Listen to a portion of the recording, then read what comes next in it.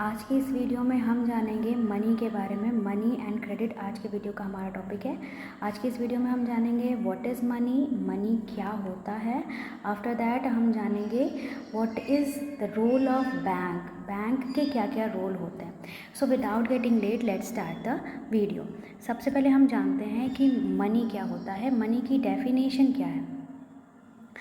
Money is a medium of exchange use two by goods and services. Medium of exchange क्या होता है, exchange क्या होता है, एक चीज़ लेना दूसरी चीज़ देना।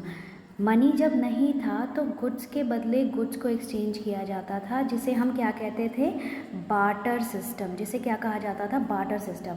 लेकिन इस बार्टर सिस्टम में बहुत सारे ऐसे लिमिटेशंस थे, जैसे उसमें से एक जो मेजर लिमिटेशंस था वो था डबल कोइंसिडेंस ऑफ वांट्स, जिसके कारण मनी का इन्वॉल्वमेंट हुआ और मार्केट में मनी सप्लाई हुआ, जिसे हम गुड्स के एक्सचेंज के लिए या सर्विसेज के एक्सचेंज के लिए यूज़ करने लगे।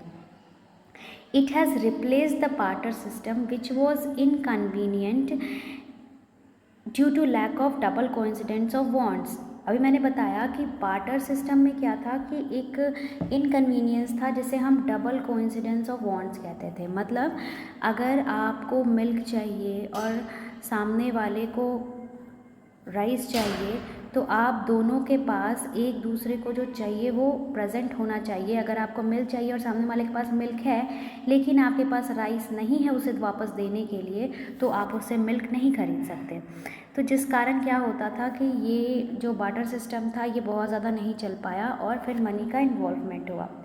मॉडर्न फॉर्म इंक्लूड, मनी का जो मॉडर्न फॉर्म होता है उसमें पेपर करेंसीज आ जाती हैं, कॉइन्स आते हैं। इसके अलावा जो हमारे क्रेडिट कार्ड या फिर डेबिट कार्ड्स होते हैं, ये सब आज के मॉडर्न फॉर्म ऑफ मनी के रूप में हमारे सामने नज़र आते हैं। तो आई होप आपके व्हाट इज़ मनी, मनी का डेफिनेशन एक क्लियर है, हो गया होगा।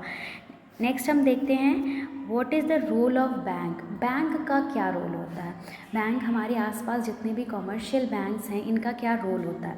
People deposit money in banks to keep it safe. लोग क्या करते हैं, बैंक में मनी को डिपॉजिट करते हैं ताकि ये सेफ रहे।